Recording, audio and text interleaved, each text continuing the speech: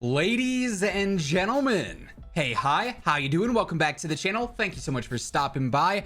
In the season 4 patch notes, obviously we went over a ton of different weapon changes and weapon tuning updates, but one of them was particularly surprising. Sure, we saw buffs and nerfs to a lot of the Vanguard weapons, obviously, but the Cold War Aug, our burst Aug, actually got some surprising buffs, something that I don't really think anyone saw coming. So today I wanted to break down, is the buffed Aug worth it? Is it now in the meta? Is it competitive? Where does it stand? So as we go through it all, if you enjoy the video at any point, let me know by dropping a like on it. Really does help grow the channel. And if you're new here, or if you have not already subscribed, every day I got you covered with all things going on in COD. So feel free to hit that sub button and turn on those post notifications. So first up here real quick, one thing I thought was kind of interesting is we have Warzone ranked here, which gives us the percentage, the pick rate of all the different weapons in the game. And obviously we have some top choices right now with the NZ, the STG, the MP40, the Marco, all really good choices. We also have some other really interesting ones though. Things like the Milano are being picked by 1.3% of the player base. We have the Grau still up there, relatively high. The Automaton, we have things like the Krig at 0.79%. We'd have to scroll all the way down. We got the CW AUG, not quite yet, all the way down to 0.1% pick rate.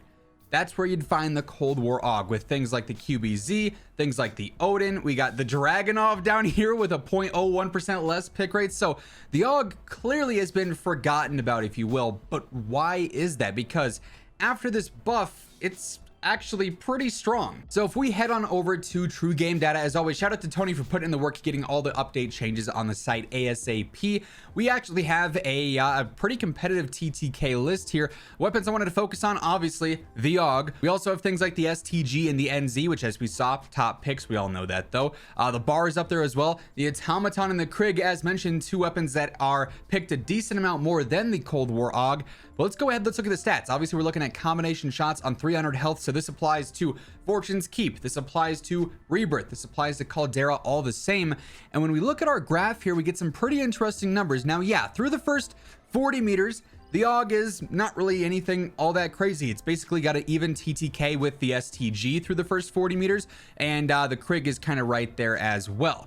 But I mean, if you're within the first 40 meters, Cold War AUG, STG, about identical. Things like the bar have a really good TTK through that range. The NZ is also up there. Clearly the NZ, the teal line here, it's the best. We all know that though. That's not a surprise. I cut it out of the video, but that was a violent sneeze.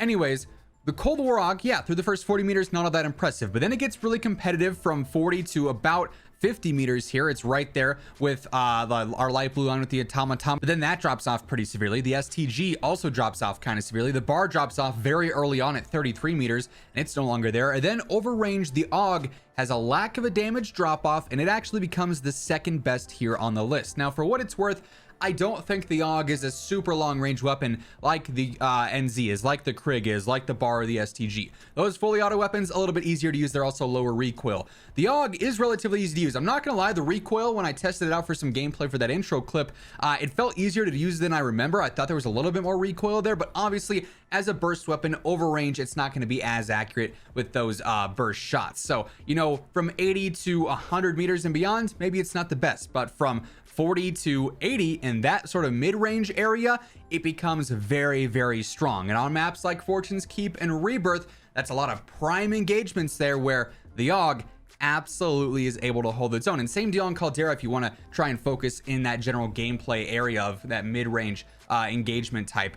Long range though, like I said, I think it's going to be a little bit funky for some players, if you will, just because the burst control, and obviously close range, I mean, it's close, but there are some better options. But for a mid-range weapon, the Cold War AUG absolutely in the conversation. This update really has made it a lot more competitive than I think a lot of players realize, hence that whole 0.1% pick ratio. I think that might start to, you know, tick up a little bit over the coming weeks as players realize, oh, I can use a non-Vanguard gun that actually is pretty strong. So when we go through and build this loadout, what exactly are you looking for? Well, we all know it's a Cold War gun, obviously, so the loadout's only going to be so unique, but because it is a tac rifle, it's slightly different than some of what we would see on like a QBZ or an XM4. Of course, We're going to go for agency silencer first and foremost. We got to have that on there to keep us off the map, also to help out with the control a little bit.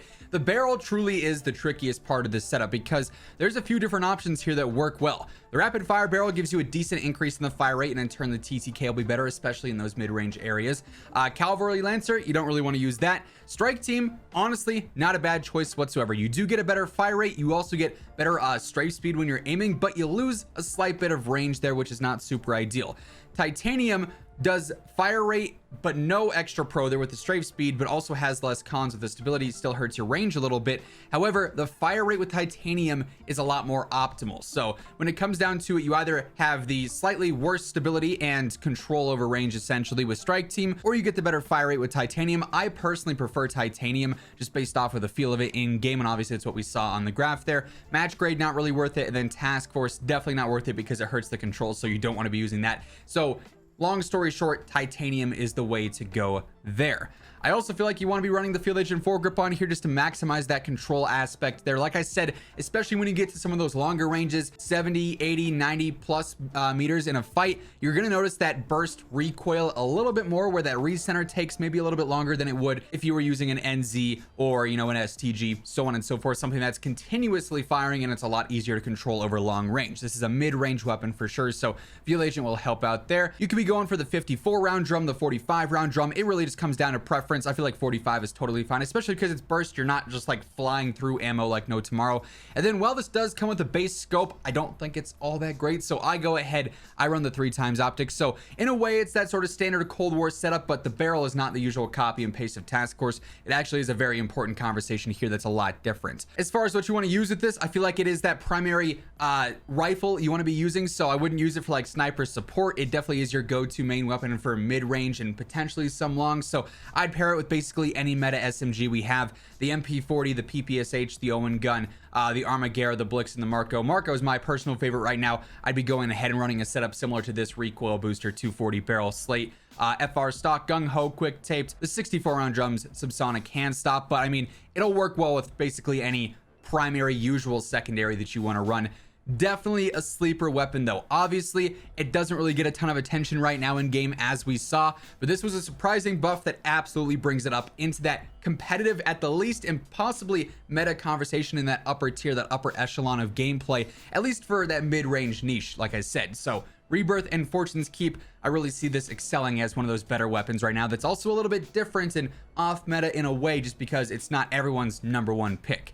That said, that is going to wrap things up for this one. Hopefully you enjoyed the video. If you did, let me know by dropping a like on it. And if you're new here, feel free to hit that sub button and turn on those post notifications. That way you can always guarantee you are up to date with absolutely everything going on in COD.